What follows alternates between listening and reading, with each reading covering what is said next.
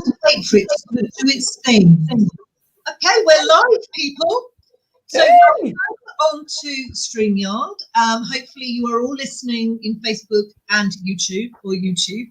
I can't tell, so I have runners on those social streams to keep what's going on.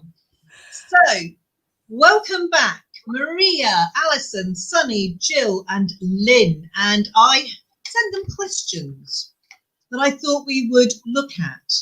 And in order to clear up the in-joke of pivoting, I just sent out this question saying, what does pivoting really mean? And a couple of people went, what's pivoting? So, especially if you spelt it wrong. Context, completely. Whenever I think of pivoting, I'll be really honest, I just keep thinking we'll just swivel because I can't pivot anymore. So I'm going to now ask you one by one, and let's discuss, what does pivoting really mean to you? Who would like to start? Sunny. I'm happy to if Sunny doesn't want to. No, I'm fine. To me, pivoting means using your existing skills to reach out to a new audience, or using your existing business to reach out to a new audience. It's about using the skill set you have or stuff that you have to actually gain more turnover, more share of voice. But it's quite a lot about using your initiative, but actually making the most of what you have. Yeah, I agree. Yeah, Lynn. So I was one of the ones that had never heard of it before, especially as you spelt it wrong anyway. But anyway, but it's a new phrase for me, but I love it because we've got to be aware we're living in changing times. Clearly, things are vastly different to they were even this time last year, vastly different. And they're going to be even more different as we continue with the way we work, the way we live, the way we spend. So pivoting, the words I would have previously used is being smart, being flexible, and seeing how we can take our existing businesses and turn them into something that works in this new current time. And as a retailer and in the hospitality industry, as well as with my online women's club and support team, I realized in the last lockdown that everything had to go online other than the hospitality. And I would just have to be a lot smarter and a lot cleverer. So it's always good to have a challenge. And that's what I now will call pivoting. Thank you. You have been doing it most of your career, Lynn, actually. I used to call it intuition, like, what do you do next? And then, next catches up with you. So, yeah, it's an intuitive way of working, I guess. Jill, what about you? Well, I've cheated and I've Googled it since we're having this conversation. So shall I tell you what it says in Google? What does pivoting mean in business? It means shifting to a new strategy, often believed to entail drastically changing the whole company, focusing on a different set of customers by positioning a company into a new market or vertical. Oh, that sounds posh. Yeah, I thought so. So, well, for me, I think, like Lynn, my business was completely face-to-face. We're talking events. I felt the energy was having women together in the room because that worked really, really well. And then they took that opportunity away, this virus. So we had to, as everybody says, pivot online. But now I think my plans for next year is very much about, well, we've been forced into the online scenario, and a number of us have gone, actually, I quite like this. I do quite like this. I think this gives us an amazing opportunity. It gives us the opportunity to access many, many more people more globally than we would normally with, my network groups in the Southwest. And so I think it's like I was saying earlier, it's another opportunity that we need to grab, even in challenging times. And start to do something differently. And I think we're all doing that, aren't we? We're all doing things differently than we were 6-7 months ago when we were all stood on that stage down in Dorset. It's true. Very true. Maria, what does it mean to you? And let's face it, the speaking industry, there wasn't a lot left when they finally locked us down. Well, Actually, I disagree. So first of all, I hate the word pivot. So all of the words that Lynn's used, I'd rather use any of those. The word is just ugly. It's just ugly. I hate the word unprecedented. I hate the word pandemic.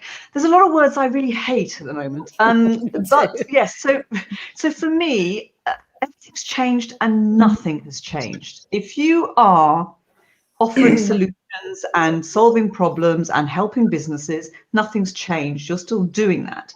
If you were speaking on stages, that's what's changed. So all that's changed is how you deliver it and how you package it. Business is still going on. And yes, there are industries that are in trouble, but they're still wanting help and support in some way. And they want to. I love this virtual world. I have got all the gear, no idea. I've got lights, I've got cameras, I've got microphones, I'm loving playing with toys. It's such fun. I'm creating silly videos. I think it's great. I always wanted to be a broadcaster secretly, I think. I didn't know this until I started doing it online. And now I'm a broadcaster. It's great. There's always a great golden cloud there. Alison. So I know that one of the words that Maria does like is futurist. And it's interesting that I think if you look, I created, and I had to pinch myself, and it's sometimes like things come up on your timeline, but I actually created my online courses in 2015. So now where people are pivoting and they're trying to do things differently, they're scrambling around doing their online courses from the back bedroom with their knickers behind them. Mine were all professionally shot, and I've sold like so many courses because, again, what I did with the courses in 2015, I wholesaled them into business support organizations. So instead of selling like one copy at on Udemy, they're 10 quid. I sold something like 10 grand's worth to one client. So again, we could never have foreseen what was going to happen. Even the crystal ball and the futurists could never have seen some of them did see the pandemic. I've seen the TEDx by Bill Gates. So, but I think it's future-proofing yourself. So I think the smart businesses made those changes earlier. And I think, I've got one of my clients who's the person that named me the entrepreneur's godmother. So he is the naughtiest boy in the world, and he makes gin, right? He makes gin, and I love him. And he started to turn his distillery into hand sanitizer right early doors when there was none left. So that, to me, is that pivot, and it's been fast, it's been agile, it's looking for the next gap. So again, I think it's about being entrepreneurial. So people who are now, the online courses are getting saturated. So what's the next thing? That's where we really start to be proactive, I think, in business. I think listening to you all, we're really talking about flexibility. And because I've spoken to a few women who have said, does that mean I have to do a completely different business because the one I've got doesn't work? And for me, that was never the case. It is about flexibility, isn't it? It's about finding an ingenious answer to something. And actually, as women, we are very good at finding ingenious answers to the mum, I need a pantomime costume tomorrow and I've got to be a donkey. Oh, okay. We're very good at that. And I think we need to remind ourselves. So do you all think that is about flexibility, ingenuity and resilience? I think the key word is, Bev, is flexibility. I think if you can be flexible within your businesses, it doesn't matter if you're looking for a new audience to reach out to, or actually you're flexible with your product and use your existing audience. You've already got that audience base there. If your current product isn't selling due to a pandemic, due to lockdown, due to price points, think about what will sell. That's what we did with Perfect Dress Company. We wanted to offer women smaller luxuries that they still make them feel great, which is why we launched the jewelry line. And with Sunny Bear PR, when, I've been quite open this morning, we lost 80% of our clients within the first 2 months of lockdown. So we actually ended up launching a new product for a whole new audience called our Reaching Millions board. And it was a more affordable way of having PR in your organization. And where are we now? We're like 7 months on, and we're back to the turnover we were in March. And that's just by launching a new product at a different price point to a whole new audience. Yeah, I agree. But I'm going to chuck a bit of a thing in the middle here, because I can almost hear a lot of women in small business going, well, that's easy for you to say, Sunny, because you're really good at it. So that's easy for you. Is it easy? I'm just going to ask a straight question. Is it easy? I don't think it's easy. Like I really did not cope the first month of lockdown. I don't think it was easy. But once I did take the time to look at the assets that we had, we know PR, let's deliver it in a different way at an affordable price for people who are really struggling in lockdown. It's using the assets you've got, either your knowledge or your assets as the audience that you've already created. So I don't think it's easy. I think it's taking the time to look at the assets within your business that you can then reutilize. Yeah. What about everyone else on that one?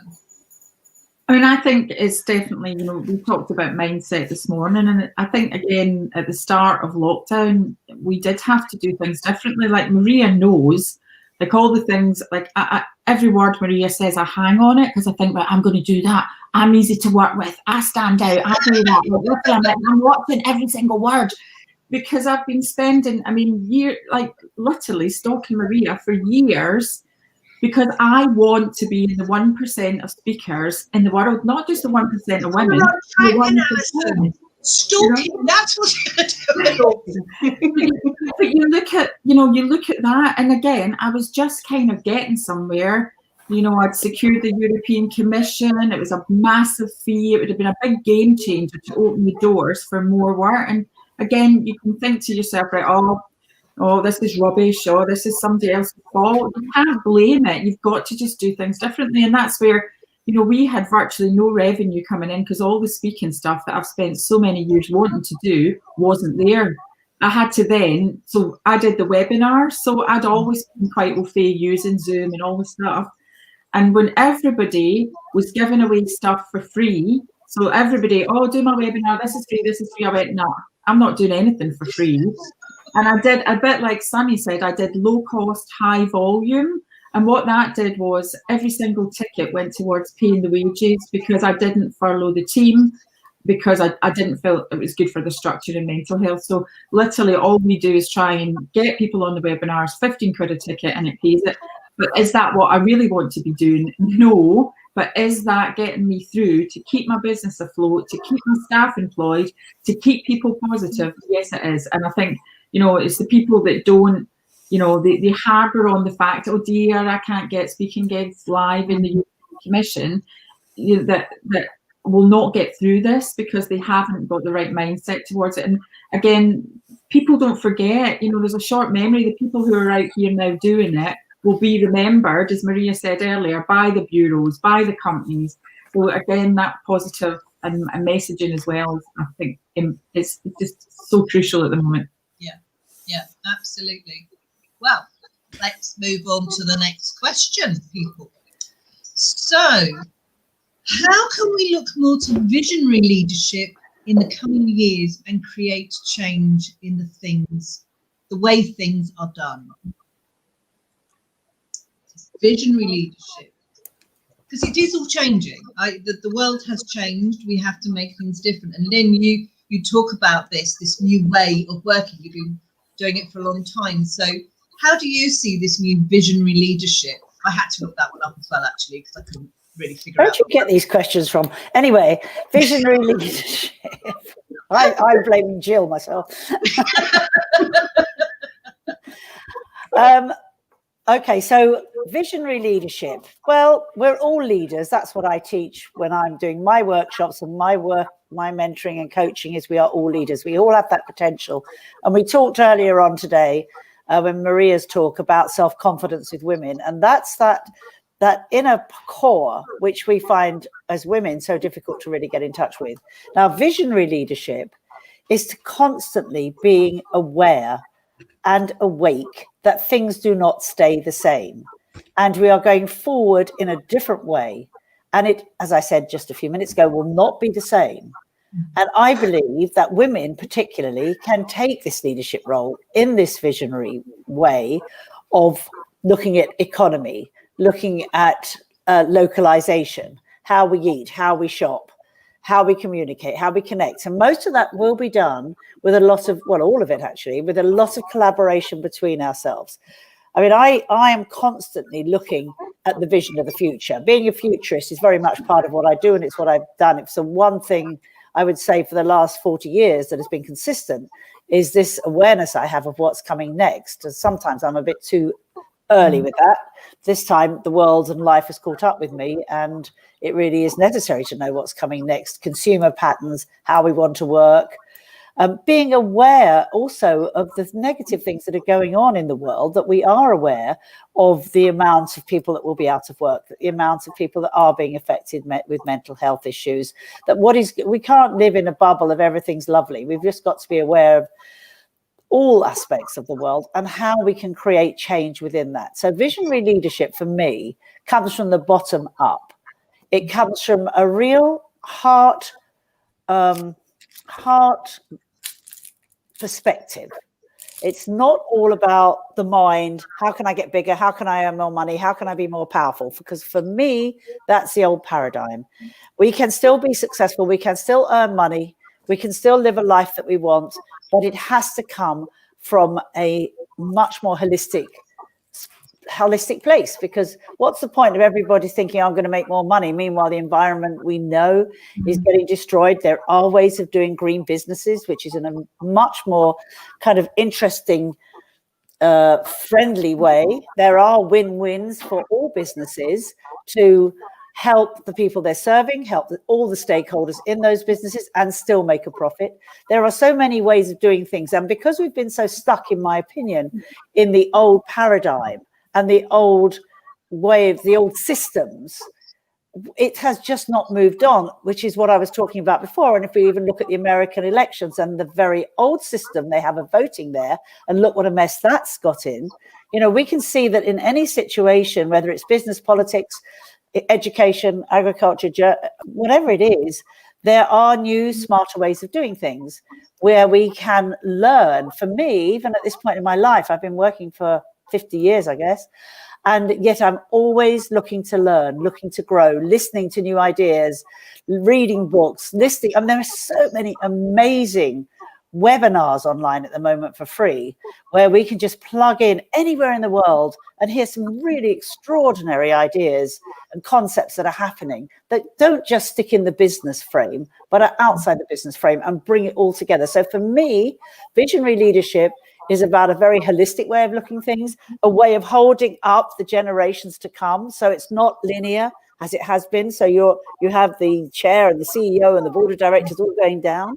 It is actually coming up from the bottom and holding everyone else and encouraging everybody you're working with, everybody you're connecting with, to move into their leadership role. That has to be the future, to get rid of the competition, the competitive side of things, and to come to a place of collaboration.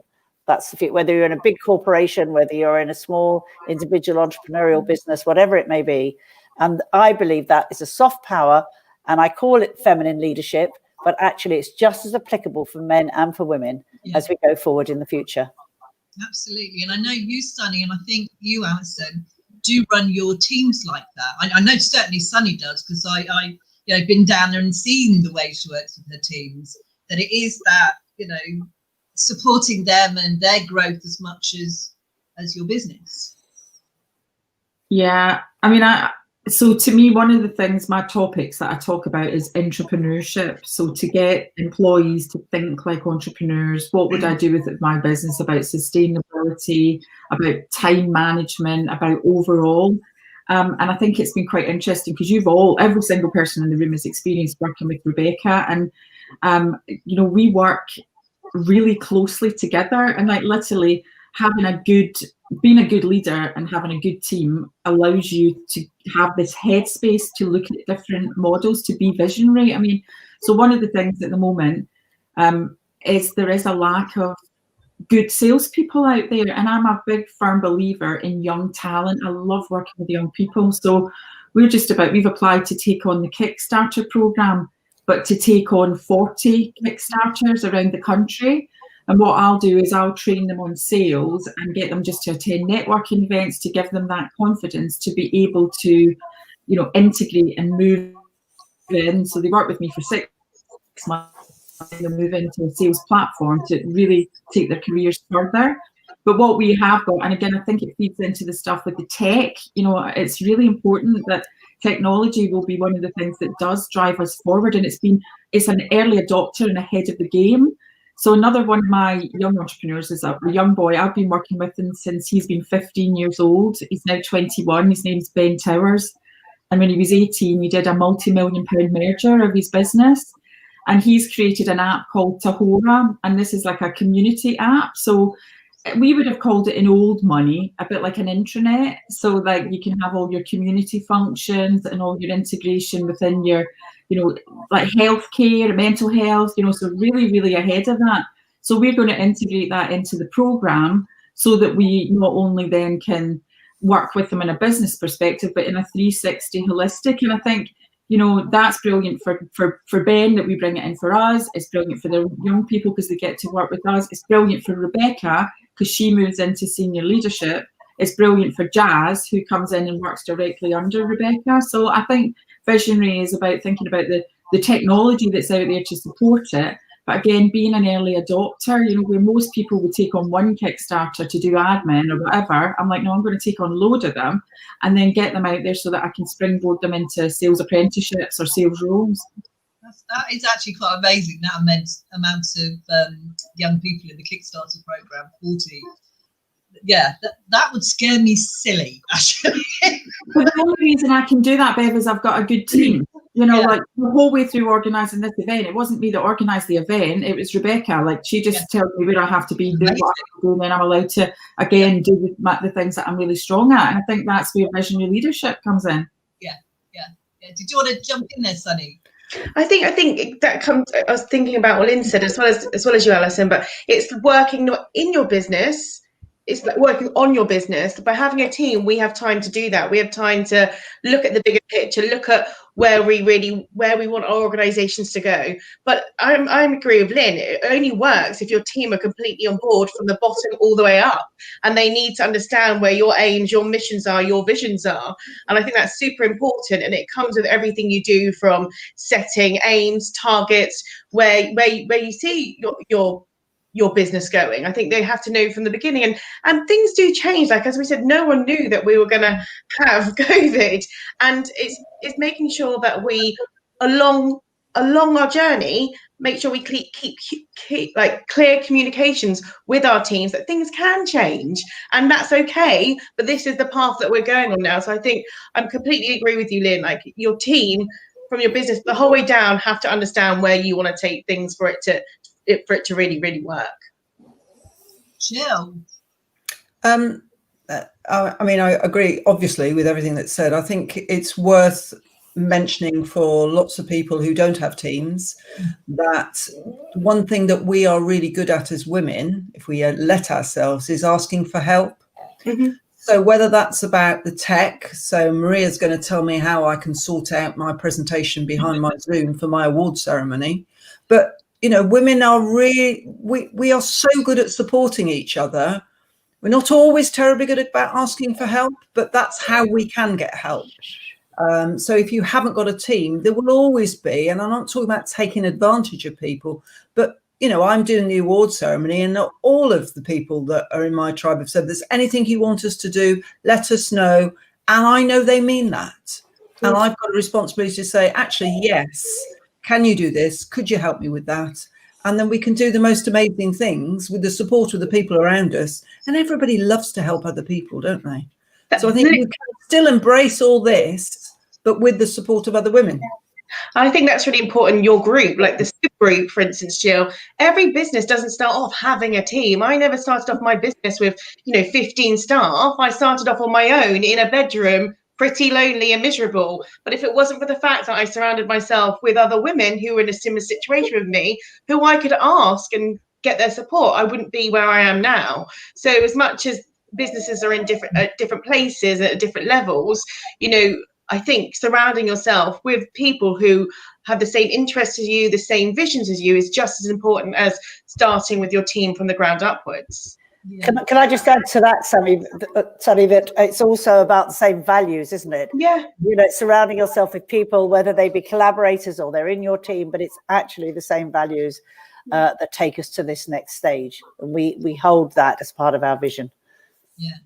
Is this a topic that gets spoken about much, Maria? This sort of visionary Leadership.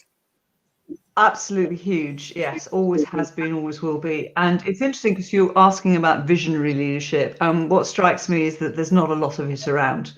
Let me say one name that someone I've been watching who I think is phenomenal in this space, and that's Jacinda Ardern, Prime Minister of New Zealand. I think she's shown the world, even with a babe in arms, how it should be done. And how has she done that? She's communicated regularly and communicated on the right level. She's been approachable. She's taken tough decisions early on. She hasn't messed about. And let's look at what's going on over there. Okay, you can't compare like with like. You can't compare because we're comparing apples and pears. But if we look at some of the other leaders that we have, there's been a total lack of visionary leadership, a total lack of taking responsibility. And there's been, I mean, I won't name names, but some leaders have been blaming instead of taking responsibility and saying, what are we going to do? How are we going to do forward? And there's another lady, and I'm sorry, I don't have her name, and I probably should have Googled it beforehand. When we were waiting here in the UK, because I'm assuming we've also got international people watching this. Of course they have. They're saying, look at these women I'm going to be watching, even though it's by my bedtime, I'm going to be tuning in, of course. When we were waiting for Boris to get his act together on Sunday and tell us what was going on, we knew what he was going to say. I suspect there were some arguments about whether they're going to carry on furlough or not, and this has now come through now. But anyway, let's not go there. There was a really interesting, amazing female doctor, I think she's with the University of Edinburgh, who just said it exactly as it was. She stripped it all back and she said, this is what we should be doing. And I thought, do you know what? Please listen to this woman, because she's saying exactly what's going on and she's telling us what we should be doing. So there are some amazing visionary leaders out there. I think we need to give them much more voice. And I think there's some really, sadly, some really bad leadership out there. What's wonderful to see, and it's like as Lynn is saying, it's the feminine leadership. It does seem to be the women. So let's just let the whole world be managed by the girls. Let's just let that happen. And I'm looking forward to that. Probably I'm going to upset a lot of speakers that I work with, but hic false. Yeah, no, I agree. Maria, what was funny about that lady was it's when she said, I don't want to be wasting my time here on the BBC saying this again in another few months. And then the presenter picked her up and said, oh, you're wasting your time on the BBC. She went, oh, I didn't mean it like that. That was quite funny. Yeah, and it's a good point, because she's predicting that if we don't change what we're doing, if we keep doing what we're doing, we will be back in lockdown in February. And I think she's absolutely right. And she's saying that these are the things we need to be addressing. And she was giving us all the answers. And I just wish the leaders would listen to people who know what they're talking about. Yeah, I agree. Yeah. Or at the very least, take time to listen and sort of think about what people are saying, rather than just dismiss out of hand without any thought.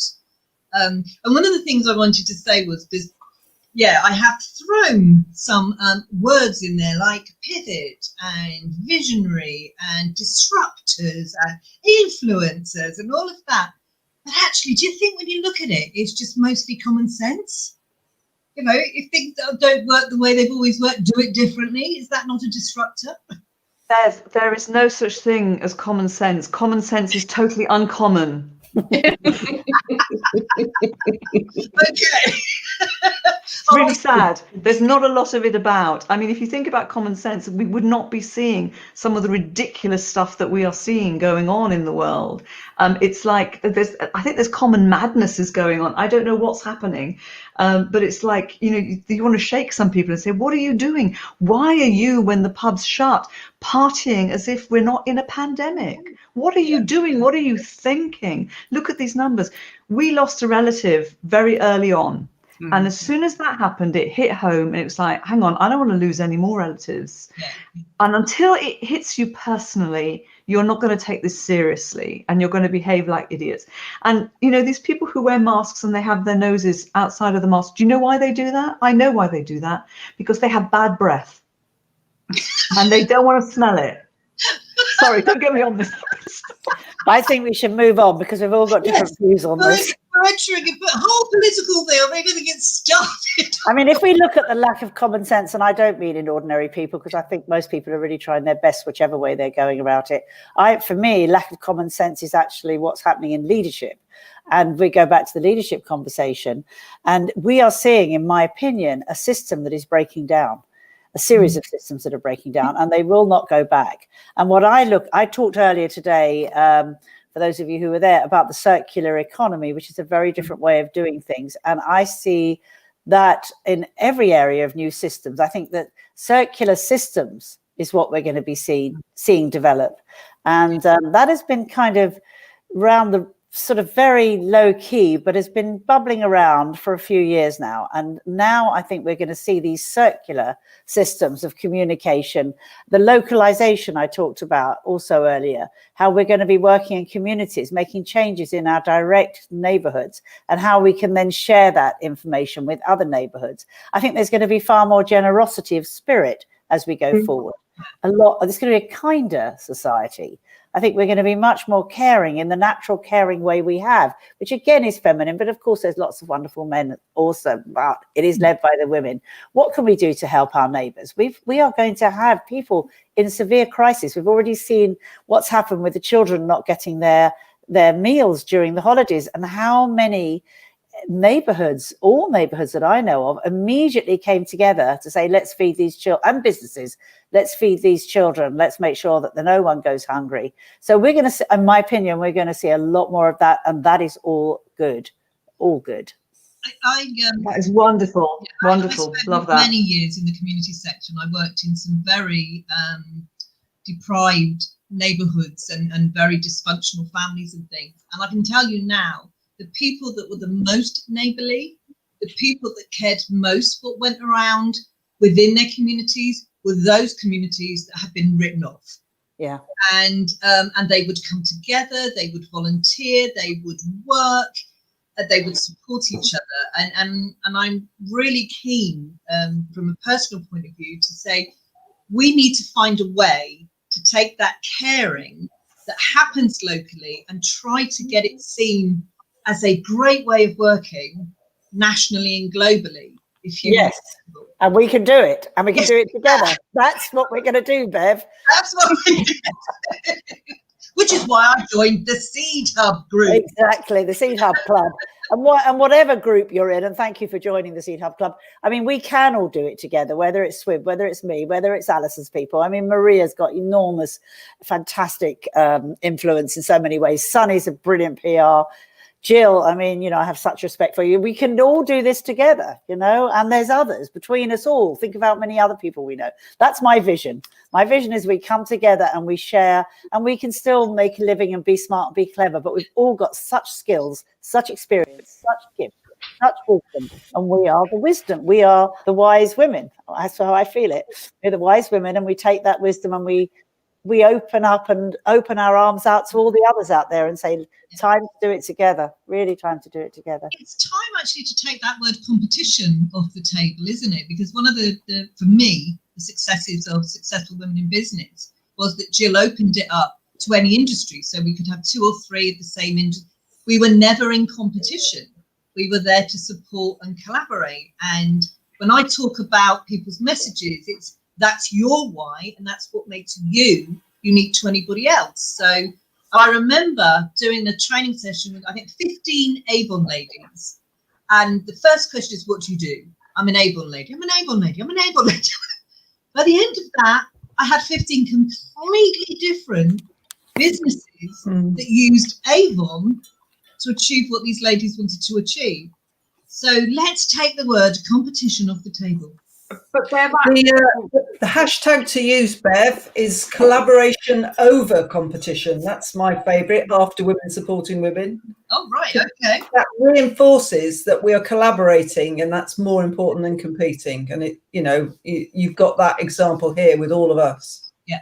But I would say that to do that collaboration, not again with women, but if you look at industry, so for example, again, the statistics that apply to the speaking are still the same in sales training. So, like, I've got some really stiff competition, if you want to. Morris, Avening, there are these amazing sales speakers that have been speaking for absolutely years, and a lot of people would be frightened to give them their knowledge. Does that make sense? But one of the things, Tony Morris is a younger, probably in his 40s sales speaker, and he's really good. Like, he's been at the top of his game for a long time, and he put together a mastermind. So it's myself, Tony, Chris Murray, Andy Edwards. So again, real players at the top of their game.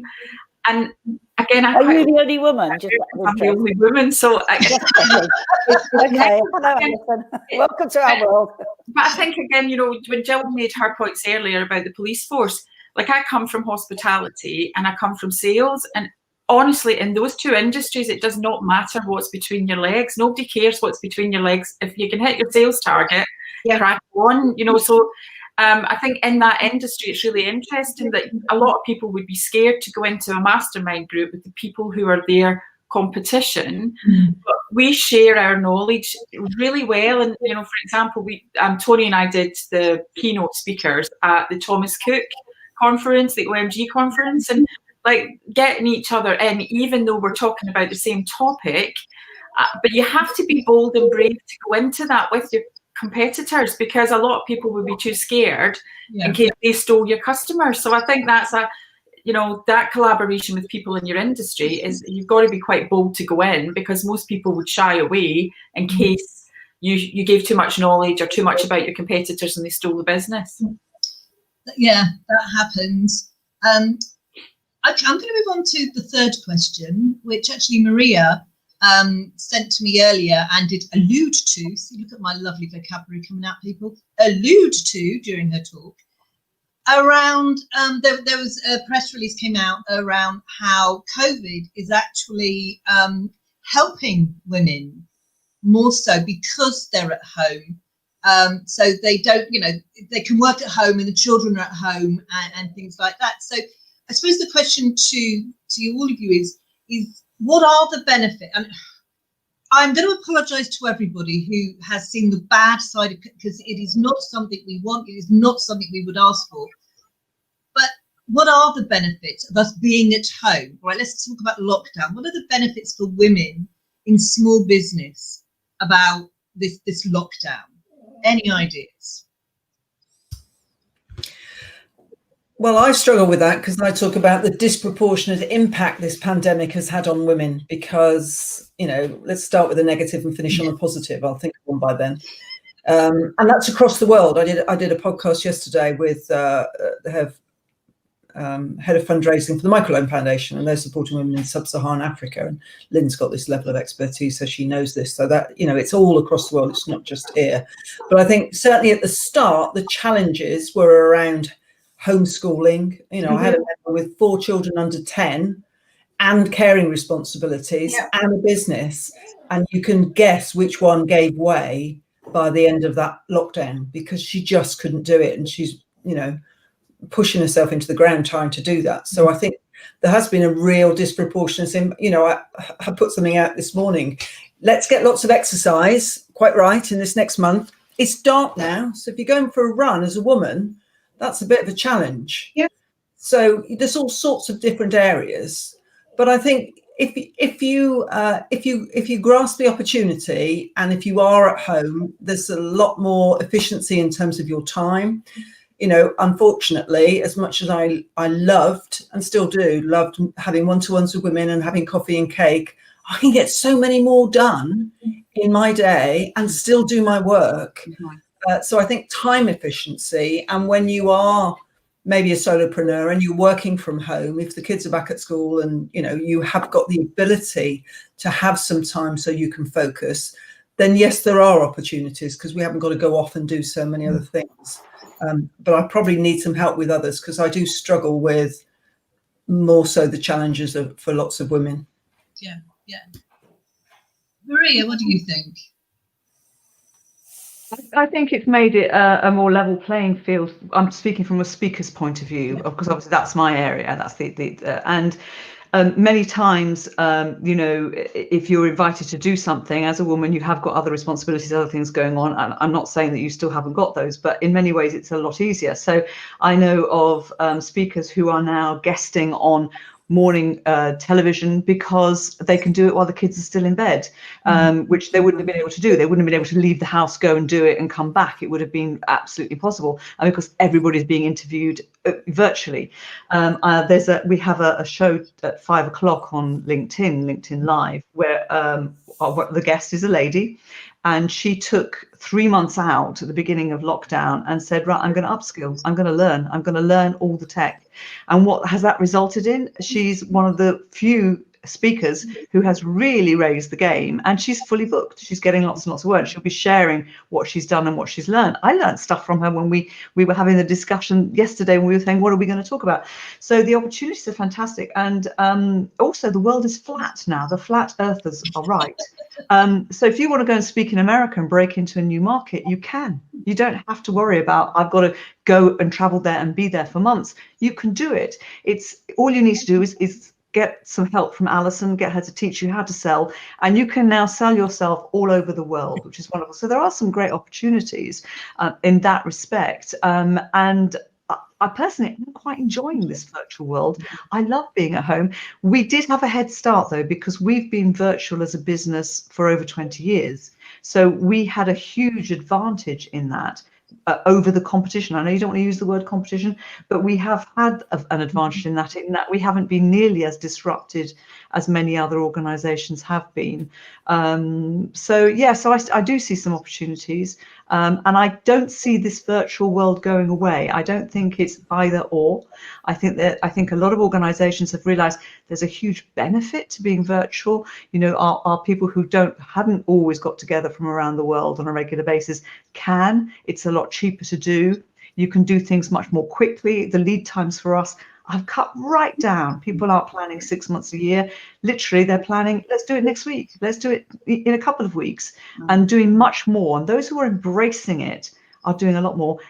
Plus, you can now, as an organization, if you want to get access to somebody who perhaps you could never have done before, you can online. People are much more accessible, much more bookable, and much cheaper, because they would charge you their local rate and not the rate it would take. So we've had some people book some incredible people that they thought they never would be able to. And that is a great benefit too, to have access to that expertise. And yesterday I spoke to somebody who I've admired for a very long time. I recommended his book to you. I got to have a chat with him, which I never have done that before, because he would have been far too busy. Yeah, absolutely. No, I agree with you on that. I do manage to talk to lots of people that I wouldn't have done before. And funnily enough, the people I've met at speaking gigs now, it's even easier to build up relationships with them, because they're not flying all over the world, so I know where they are.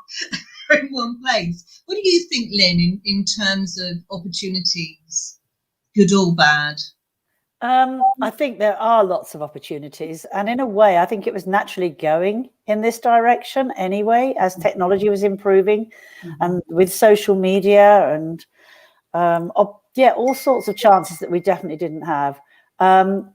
Equally, as I think it was Jill pointed out, when you've got small children at home, I mean, one of the people I've been working with has got a 10-year-old, so half term she was literally unable to work. Somebody I work with freelance, so it's kind of got its ups and downs. But I think the aspect of accessibility and global accessibility is huge, and it's opened up enormous opportunities for women and for men, really. But I think women are naturally different communicators, and so it's very easy for us to sort of reach out. I think maybe for men, not quite so simple. One of the downsides is that we're sitting on screens too much. We've all been on screen most of today, and it does take energy out of you, and it isn't healthy. And it's so important that we actually do divide up our days with some form of getting out in the fresh air. We don't have to go out when it's dark. I've been for 2 walks today in between and been here. And I think it's absolutely essential that we really look after our well-being and our health far more. Have some quiet, get off, have some quiet time, 10 minutes meditation, and whatever it may be. Eat healthily. Don't sit with a cup of coffee on the go all day. It's just a matter of really looking after ourselves as well as using the tools that we have in an efficient way. Yeah, I'll put that other cup of tea back there. You can have the tea. You worked hard today. You're allowed. I've just put my coffee away. Very wise, Lynn. Very wise. Number 3, like you do. Number 3 is very good at supplying tea when everything's I'm flagging. So, Sunny, darling, what about you? I'm with Jill. I see the pros and cons for it. You know, I've had friends, Jill, who their husband earns more money than them, so it's been the natural thing for them actually to step away from their business and look after the children and do the homeschooling, and they've really lost a sense of identity. They have really struggled. And then I see the other side where I've got some young staff, and I'm not so sure working from home is great for their mental health. And whereas in the office, I can see if someone's feeling down, I can see their emotions. Whereas you can't do that so much with like a few check-ins and Zooms throughout the day.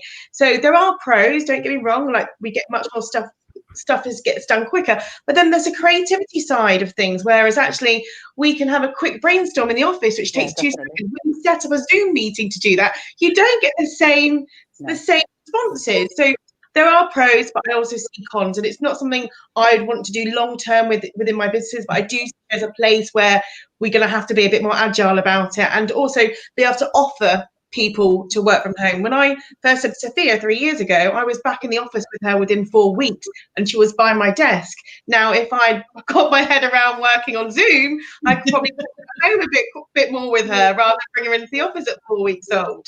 So there are pros, and I think there's benefits for both sides, and I think you just need to see which one works best for you as a business. But my biggest worry is mental health for people. I definitely feel like we miss people interaction. We need that interaction, don't we? We need to see people.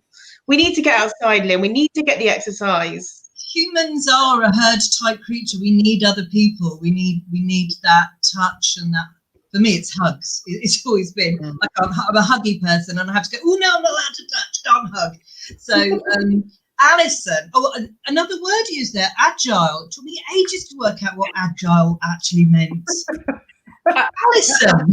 I mean, I feed into all of that. And again, I think it's about being an early adopter. So the reason that we cope with this is we were doing this anyway. So and who was talking about costs and profits? Maria was talking about costs and profits. So we never took an office space because I touch wood, I'm blessed with having a decent sized house. I've got a big enough kitchen table that I can fit 20 people around it. When we have a big team, like at one point we had 10 of us working from the kitchen, and Neil was at work, so it was okay. Like, that's why I keep turning my camera off, because I'm in a different office, because Neil's ergo is arriving today because of lockdown. He's got to get his ergo in, and so I'm like now trying to move. But again, I think it's that agileness, and we did so every single time, if I was out speaking at an event or if I was out training, then my team always worked from home. So my team have always worked from home since 2014, and we've always communicated like between things, or we would have done a bit of FaceTime, or like they would have worked together. The team would have worked from a co-working space, or so we've always had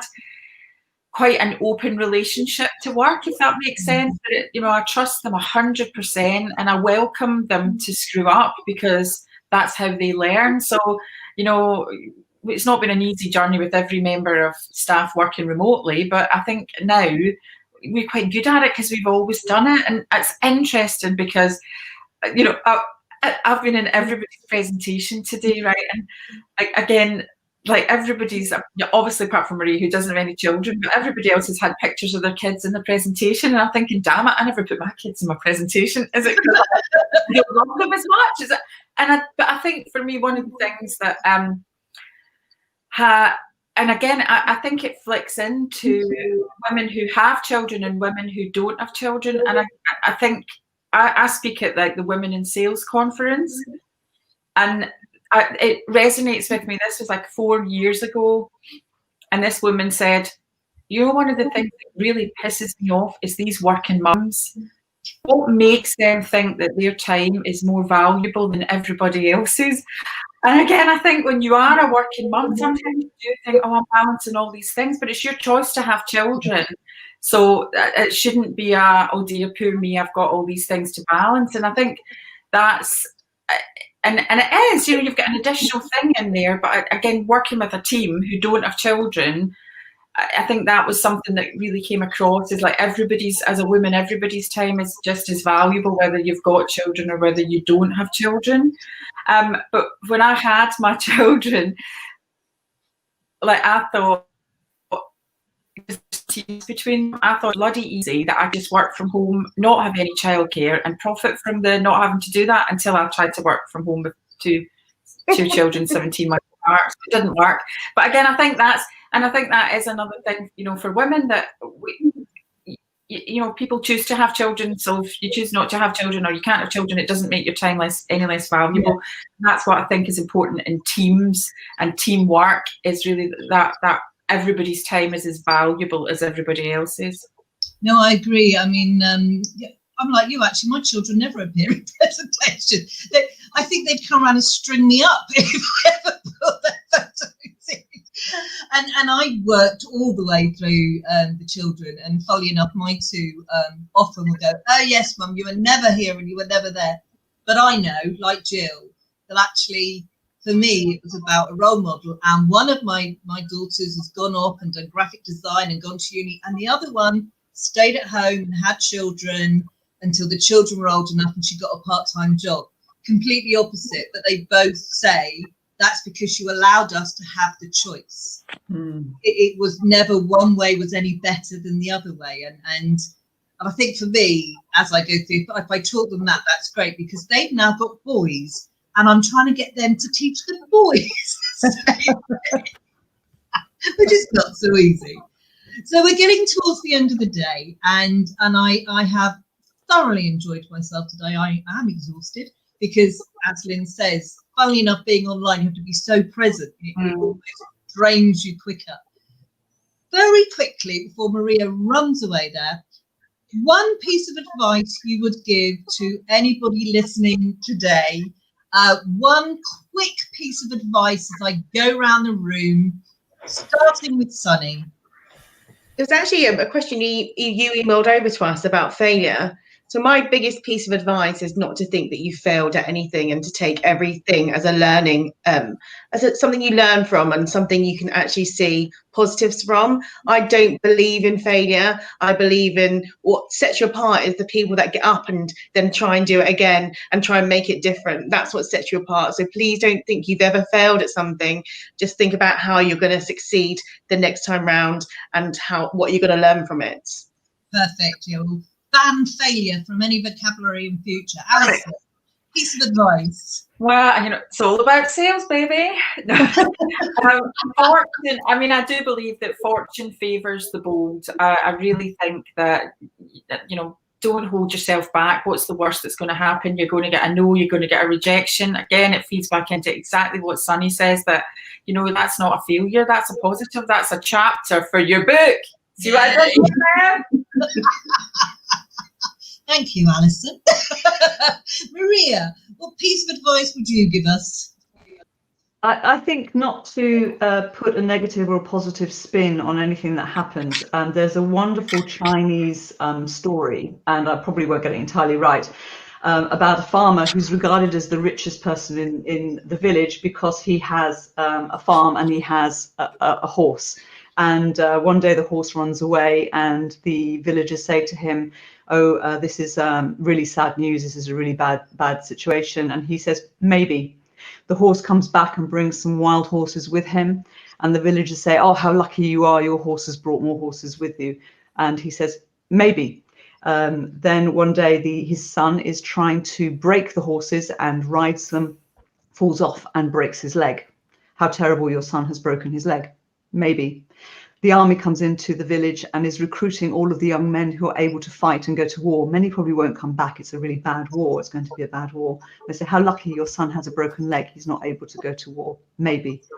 Yes, we're in a pandemic. Yes, it's horrible. Things are being completely disrupted. It's really terrible. I remember Maybe, the first time I heard that when you told it on one of your things, Maria, and I just thought that perfect. I love that. Lynn.